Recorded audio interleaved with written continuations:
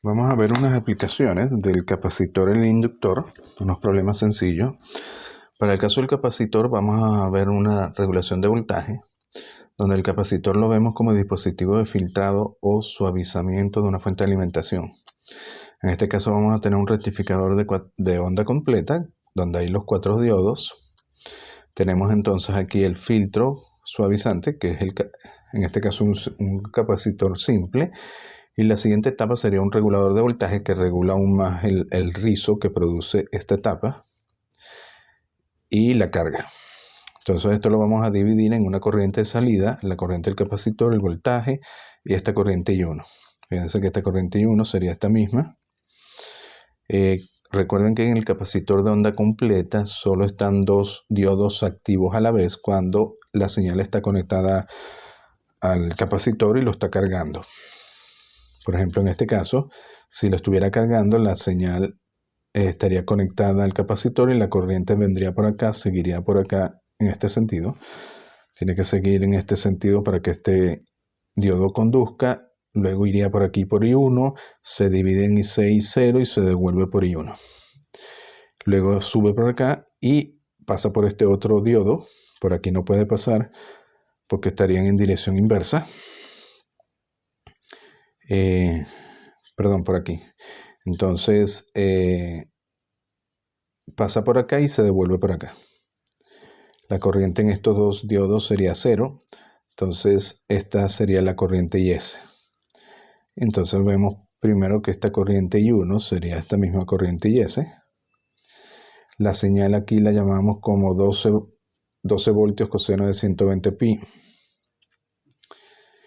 Bueno, ¿qué necesitamos aquí para diseñar este rectificador de onda completa? Simplemente vamos a elegir C, la capacitancia. BC de T es la integral, es decir, BC entre 0 más 1 entre C, la integral entre T0 y T de la corriente del capacitor. La corriente IC es I1 menos I0 y por tanto, como I1 es IS, nos queda esta ecuación. A ver, aquí queremos diseñarlo de esta forma, de decir que la descarga es cuando no conduce, la entrada no está conectada al capacitor, sino que el capacitor está se está descargando y aportando la corriente a la carga. En este caso IS es 0, y eso ocurre siempre que el voltaje del capacitor sea mayor que la entrada. Esta es la entrada rectificada, como es de onda completa. Este sería un cuarto de ciclo, este sería medio ciclo que ahora es positivo y el otro medio ciclo. Comienza en 12 y queremos que llegue hasta 8. Luego, cuando el voltaje del capacitor cae por debajo del voltaje de la alimentación, vuelve a conducir y ahí IS distinta de 0 y empieza a cargar el capacitor y aporta la corriente de carga. Entonces la señal de salida sigue a la entrada, al coseno. Luego, justo cuando llega a 12, se vuelve a desconectar y se descarga a través del capacitor. Entonces, ¿qué queremos? Queremos que BC de T no baje de 8 voltios.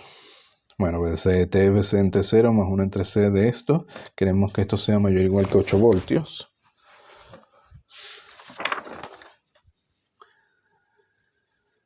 Bueno, de hecho podemos calcular BC de T, como es esto, queremos que cuando coincida con los 8 voltios. Podemos calcular θ, que sería el ángulo de descarga. Simplemente hacemos esto igual a más o menos 8.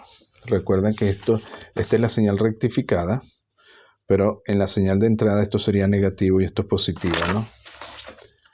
Hacemos esto más o menos 8 y despejamos WT.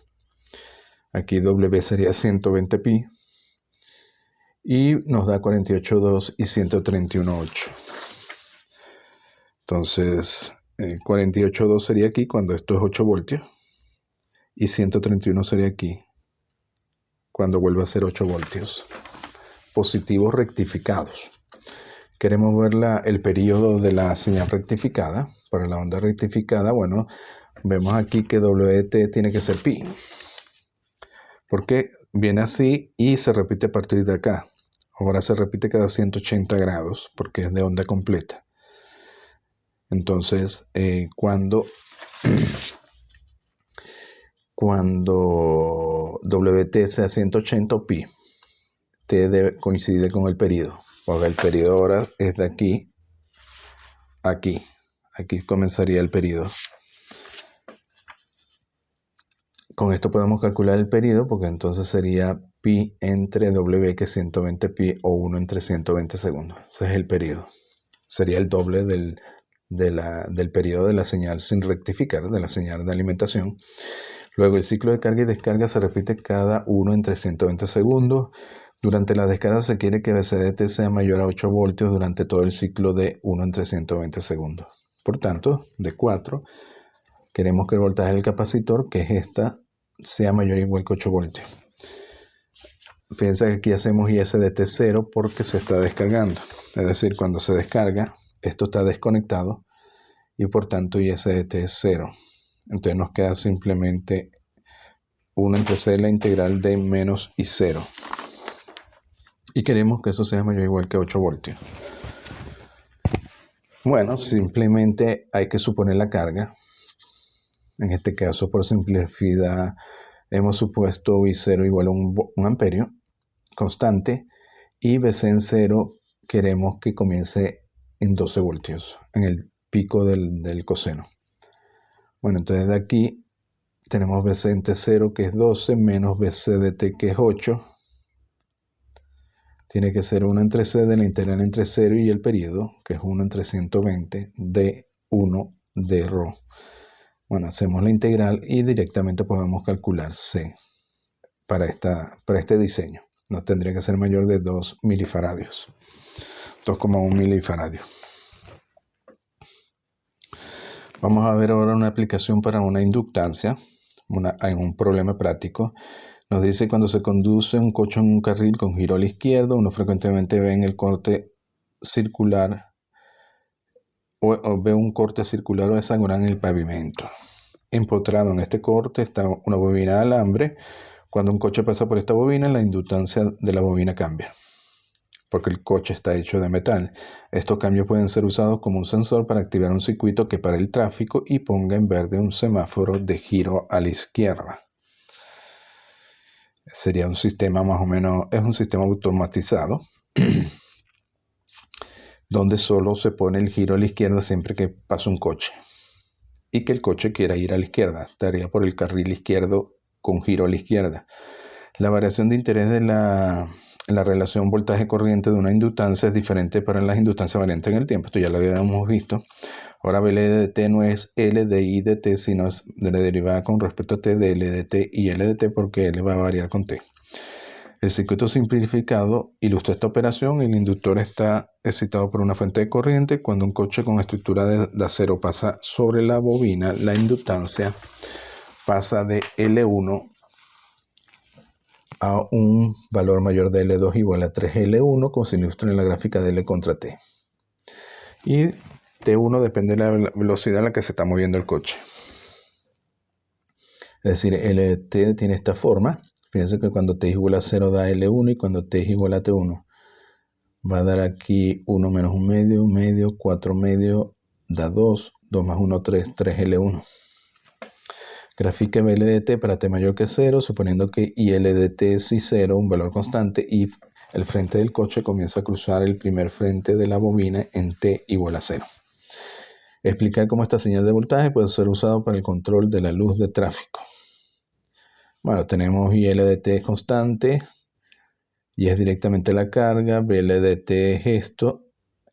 Metemos L de T y IL que es I0. L de T depende del tiempo, la metemos acá. Aquí y L1 y 0 sale fuera porque es constante, nos queda la derivada de esto. Hacemos la derivada, muy sencillo, y hallamos BL de T. Entonces, fíjense que L de T en este caso varía linealmente con T. De hecho, aquí lo pueden graficar. Inicialmente tienen para T igual a 0, tendríamos un BL y lo llamamos B0, que sería este término entre paréntesis. Así que BL de T ahora va a variar de L1 y 0 entre T1 en T igual a 0 a menos 3 L1 y 0 T1 en T igual a T1. Es decir, comienza por un valor positivo de 0, cruza 0 y se hace negativo.